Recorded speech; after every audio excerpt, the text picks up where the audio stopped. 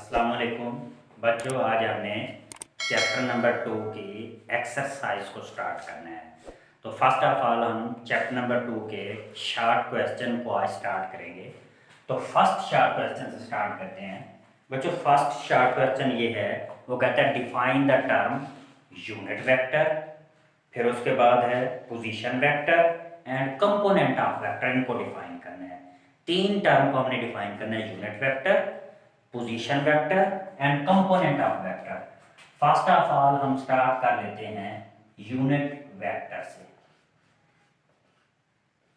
अब ये unit vector क्या है? A vector whose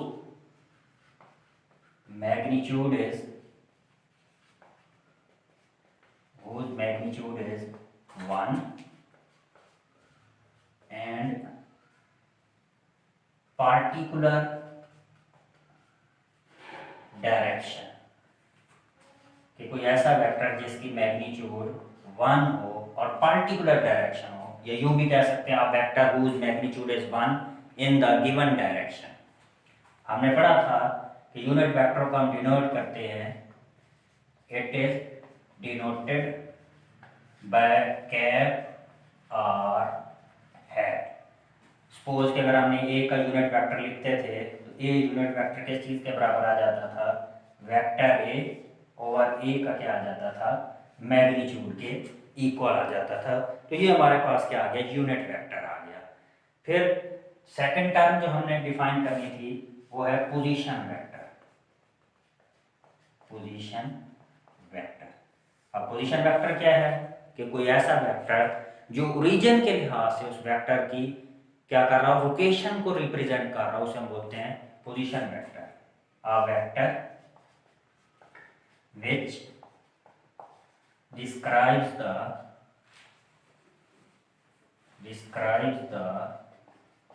location of a particle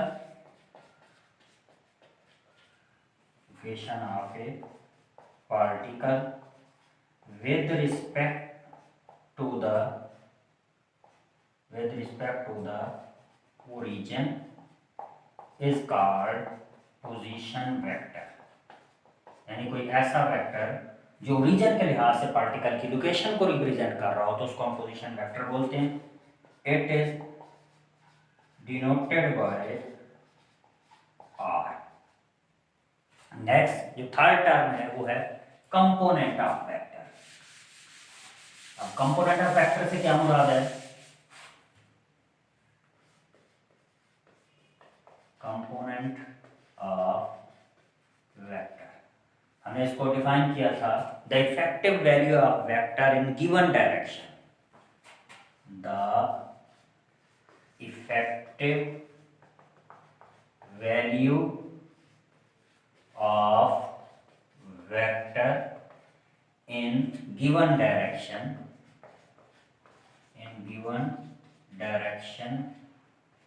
is called component of vector. या फिर हमने यूं इसको डिफाइन किया था, the process in which splitting the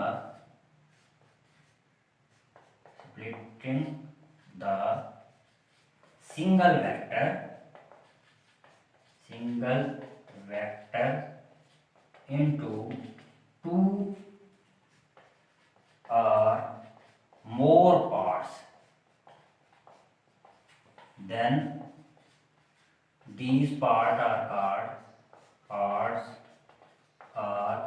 called component of vector,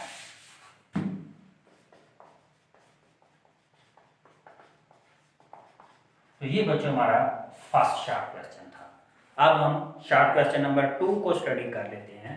short question number 2 में वो हमें क्या कहता है? वो कहता है कि हमारे पास 3 वेक्टर हैं। उन 3 वेक्टर को हम किस तरह अरेंज करें कि उन 3 वेक्टर का जो सम है वो 0 के बराबर आ जाए। हम उन 3 वेक्टर की ओरिएंटेशन किस तरह लें उन तीनों वेक्टर का जो सम है वो 0 के बराबर आ जाए। देखो बच्चों इसके आंसर को देख लेते हैं। देखिए अगर हम तीन वेक्टर को इस तरह हेड एंड टेल रूल के मुताबिक इस तरह ऐड करें कि वो ट्राइंगल बना रहे हो, if 3 vectors make the triangle, अगर तीन वेक्टर को आप इस तरह लें कि वो क्या बना रहे हो, triangle, then their sum will be 0, तब इनका सम किस चीज के बराबर होगा जी, 0 के बराबर होगा। फॉर एग्जांपल कि हमारे पास तीन वेक्टर हैं, सपोज कि पहला वेक्टर हमने लिया वेक्टर ए, अब सेकंड वेक्टर बी को लेते हैं और उसको हेड एंड टेल रूल के मुताबिक इसमें ऐड करते हैं। ये हमारे पास क्या आ गया, सेकंड वेक्टर बी आ गया, और इसमें हमने अब थर्ड वेक्टर ऐड करना है। ये third vector head and tell rule के मुताबिक आ गया वेक्टर सी आ गया।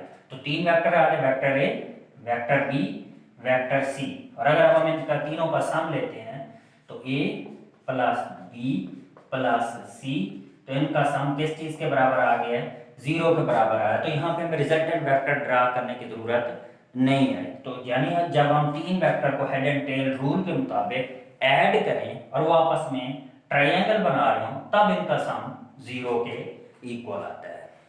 नेक्स्ट क्वेश्चन बच्चों देख लेते हैं, शार्ट क्वेश्चन नंबर 3।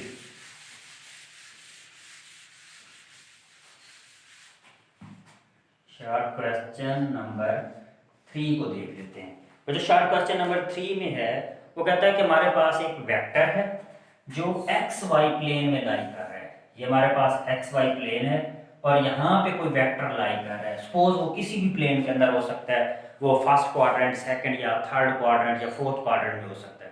वैसे हमारे पास एक वेक्टर है जो एक्स वाई प्लेन में क्या कर रहा है, लाई कर रहा है। हमने अब ये बताना है कि कब वो वेक्टर किस प्लेन के अंदर लाई करे, किस क्वाड्रेंट के अंदर लाई करे, कि उसके जो बोथ कंपोनेंट्स हैं, बोथ कंपोनेंट्स किस चीज के बराबर हों, नेगेटिव हों। कि ये वेक्टर अब किस क्वाड्रेंट में लाई करे, इसके बोथ कंपोनेंट क्या आ जाएं, नेगेटिव आ जाएं। और फिर इसी का सेकंड पार्ट है कि इसके जो बोथ कंपोनेंट हैं वो कब अपोजिट साइन रखेंगे, both components have opposite sign, यानी दोनों के अपोजिट साइन कब होगा। दो इसके पार्ट हैं। फर्स्ट पार्ट में हमने ये बताना है कि वेक्टर है किस क्वाड्रेंट में लाई करे, इसके बोथ कंपोनेंट नेगेटिव आ जाए। फिर ये बताना है कि ये वेक्टर कहाँ पे लाई करे कि इसके कंपोनेंट एक दूसरे के अपोजिट आ जाए। फर्स्ट पार्ट को बच्चों देख लेते हैं। हम सपोज करते हैं कि जो वेक्टर है वो लाई कर रहा है थर्ड क्वाड्रेंट के अंदर। अब ये हमारे पास आ गया फर्स्ट क्वाड्रेंट, ये सेकंड आ गया, ये थर्ड आ गया और ये फोर्थ क्वाड्रेंट आ गया। अगर जो हमारा वेक्टर है वो यहाँ पे लाई कर रहा है, कौन से क्वाड्रेंट में लाई कर रहा है, थर्ड क्वाड्रेंट में अगर लाई कर रहा है, तो अब हमने पढ़ा था कि यहाँ पे x पॉजिटिव, यहाँ पे x नेगेटिव, यहाँ पे y पॉजिटिव और यहाँ पे y हमने पढ़ा था नेगेटिव। अब यहाँ पे y positive upward, down y negative. अब आप देखो आप लेफ्ट साइड पे हैं, जब लेफ्ट साइड पे हैं तो थर्ड क्वाड्रेंट में जो वेक्टर a है उसका जो a x कंपोनेंट है वो क्या आ गया, नेगेटिव आ गया। अब आप देखें हम डाउन साइड पे हैं, जब डाउन साइड पे y नेगेटिव है तो a y भी क्या आ जाएगा, नेगेटिव आ जाएगा। तो कौन सा क्वाड्रेंट आ गया, थर्ड क्वाड्रेंट आ गया। थर्ड क्वाड्रेंट में क्या है, a x भी नेगेटिव है, a y भी नेगेटिव है। अब बच्चों इसके सेकंड पार्ट की तरफ चलते हैं। सेकंड पार्ट में उसने कहा था both component have opposite sign, कि जब दोनों कंपोनेंट का जो साइन है वो अपोजिट हो जाए। अब अपोजिट साइन कब होगा, देखें कि अगर हमारे पास अगर वेक्टर जो है या तो सेकंड क्वाड्रेंट में लाई कर रहा हो या फिर थर्ड क्वाड्रेंट में लाई कर रहा हो, यानी वेक्टर या तो इस सेकंड क्वाड्रेंट यहाँ पे लाई कर रहे हैं और या यहाँ पे फिर फोर्थ क्वाड्रेंट में लाई कर रहे हैं। जब थर्ड क्वाड्रेंट सेकंड क्वाड्रेंट में लाई करेगा तो जो a x है वो नेगेटिव हो जाएगा, जो a y है वो पॉजिटिव, क्योंकि हम लेफ्ट साइड पे x नेगेटिव होता है, अप साइड पे y पॉजिटिव होता है। अगर यहाँ पे फोर्थ क्वाड्रेंट में बात करते हैं तो यहाँ पे ए एक्स पॉजिटिव होगा और जो ए वाई है वो क्या होगा, नेगेटिव होगा। तो यहाँ पे सेकंड क्वाड्रेंट में और यहाँ पे फोर्थ क्वाड्रेंट में ये एक दूसरे के क्या है, अपोजिट है। तो हमने यही बताना था कि कहाँ पे ये एक दूसरे के अपोजिट है। सिमिलरली यहाँ पे 1 और 3 भी एक दूसरे के क्या होते हैं, अपोजिट होते हैं। तो ये हमारे पास शार्ट क्वेश्चन नंबर 3 हो गया। नेक्स्ट शार्ट क्वेश्चन को देख लेते हैं। नेक्स्ट बच्चों हमारे पास है short question number 2.4। Short question number 2.4। अब 2.4 शार्ट क्वेश्चन में बच्चों क्या कहता है, वो कहता है if one of the magnitude if one of the rectangular component have zero magnitude can its magnitude be zero। वो कहता है कि हमारे पास एक वेक्टर है, उस वेक्टर के कंपोनेंट में से कोई एक कंपोनेंट जीरो है। सपोज कि अगर हम वेक्टर ए को ले लें, हम सपोज करते हैं ए के 3 कंपोनेंट है, एक ए एक्स, एक ए वाई, एक ए जेड। वो कहता है कि इनमें से कोई एक कंपोनेंट जो है वो क्या है, जीरो है, जीरो नहीं है। यानी कोई 2 कंपोनेंट जीरो है। सपोज कि हम कह देते हैं कि जो ए एक्स है वो भी जीरो है, जो ए वाई है वो भी जीरो है, जबकि जो इसका थर्ड कंपोनेंट ए जेड है वो जीरो नहीं है। तो क्वेश्चन अब उसका ये है कि क्या इस वेक्टर ए की मैग्नीट्यूड जीरो हो सकती है।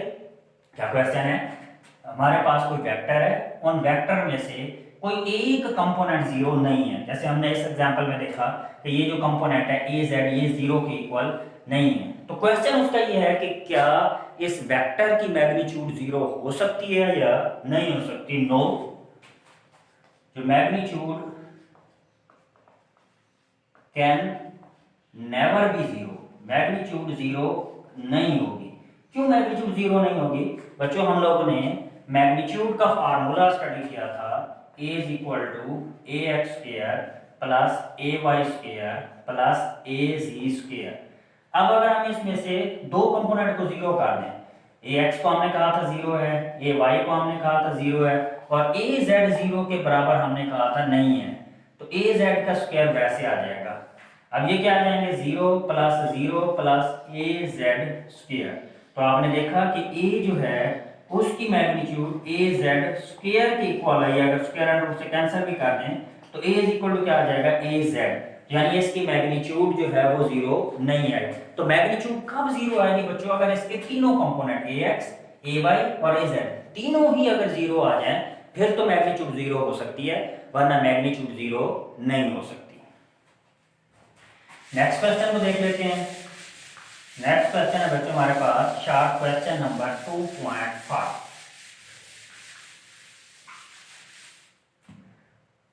Short question number 2.5।